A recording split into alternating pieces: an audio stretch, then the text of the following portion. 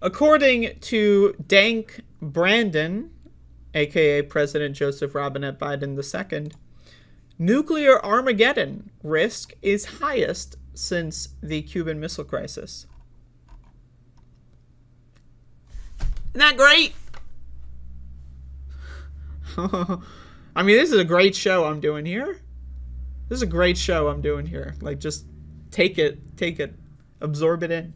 President Joe Biden is declaring that the risk of nuclear Armageddon is at the highest level since the 1962 Cuban Missile Crisis, as Russian officials speak of using tactical nuclear weapons after suffering massive setbacks in the 8-month invasion of Ukraine. Speaking at a Democratic fundraiser, Mr. Joe Biden said Thursday night that Russian President Vladimir Putin is, quote, a guy I know fairly well.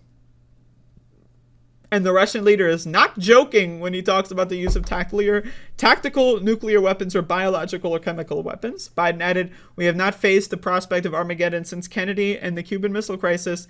I mean, I'm not sure that that's true. I mean, you know, there's lots of reports of, like, you know, situations with India and Pakistan being, like, pretty scary. North Korea, South Korea being pretty scary. So, I mean, maybe America-centric kind of perspective there, but I'm, you know, just throwing that out there. U.S. officials have, for months, have warned of the prospect that Russia could use weapons of mass destruction in Ukraine that has faced strategic setbacks on the battlefield, though Biden's remarks marked the starkest warnings yet by the U.S. government about nuclear stakes.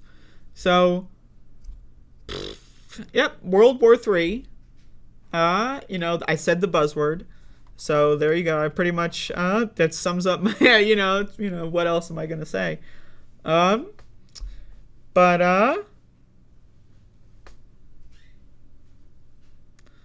Personally, my opinion, I've said this before, I'll be fine.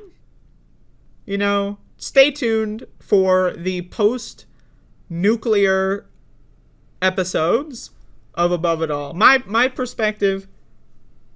Let's say this is my war prediction, my official war prediction, because everyone's got to have one. So Russia's going to drop a nuclear bomb. Ukraine is gone. It's destroyed. Boom. And then NATO's going to be like, holy shit, that's scary, but they're still not going to do anything. Right? And then Russia's going to blow us up. But I'll tell you this much. I'm fine. Where would Russia blow up? California, New York, Washington.